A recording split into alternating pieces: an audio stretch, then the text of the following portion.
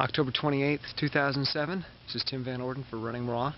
About to do a run in Sullivan Canyon, which is a great park here in Los Angeles. A 4.5 mile long canyon completely shaded by oak and sycamore. So you can do a 9 mile out and back, totally in the shade, with a little stream that runs part of the year. And if you want to continue, you can take a trail that heads up to the top of the mountain at the end of the canyon and make as long a loop as you want. You can connect into a network of trails there. It'll take you out forever. So it's a great little run. I'm going to do a 13 miler. So I'm going to go to the edge of the canyon, then up to the top of the mountain, to the ridge, to a Nike missile site, which was used during the Cold War. And I'll show you the missile site when we get up there.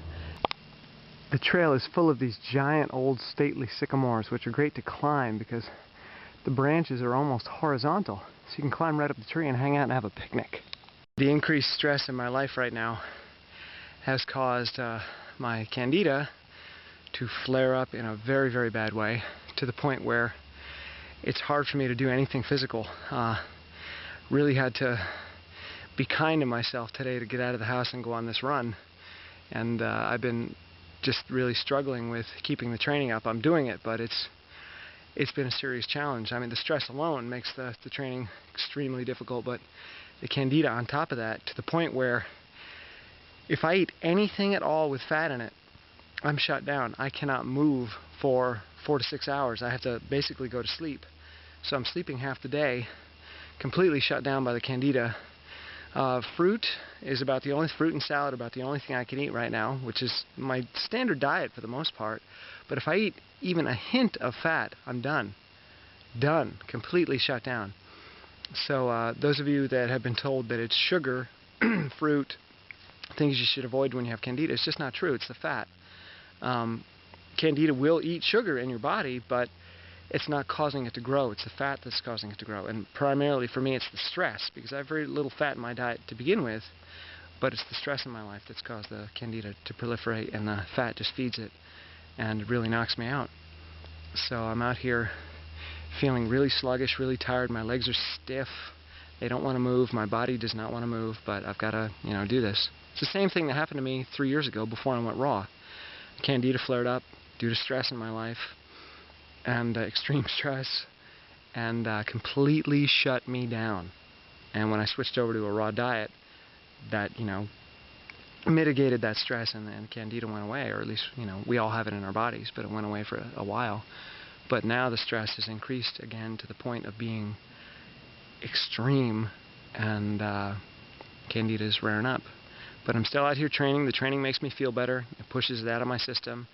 And as long as I'm, consuming fruits and salads, which is difficult because when you're stressed, freaking out, and tired, what do you want to do? You want to eat comfort food.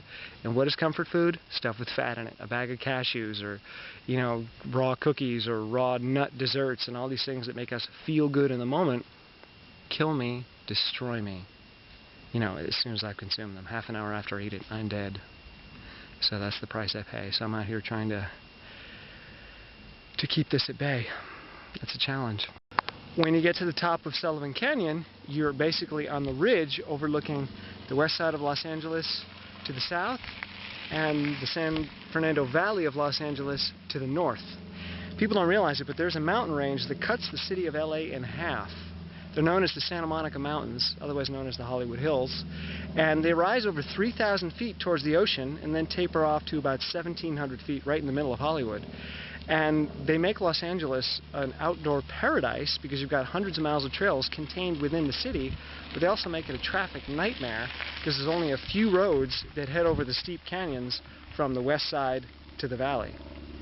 And right here, the road that basically runs along the top of the Santa Monica Mountains is known as Mulholland Highway, which has been made famous in many movies, such as Mulholland Drive by David Lynch, and Mulholland Falls as well. It's paved for most of the way, but there's a section 8 miles long here on the top of the ridge that's dirt, and no cars are allowed. So it's like a mountain biker's paradise, and it links up with trailheads throughout the mountains, so you can mountain bike forever up here. The San Fernando Valley is the bastard child of Los Angeles. It is completely surrounded by mountains, and therefore holds heat and smog worse than any other part of the city. In summer, it can be 40 degrees hotter in the valley than it is at the beach. For many years, the valley has tried to secede from the city of Los Angeles and become its own city. If it did so, it would be the 5th largest city in the United States, with a population of over 2 million people.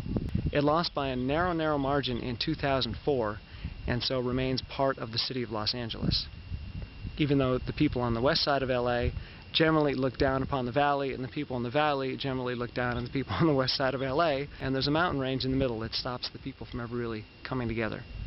If you have friends that live in the valley, chances are you'll never see them. During the Cold War, the tops of the Santa Monica Mountains were covered with 16 military installations housing Nike missiles.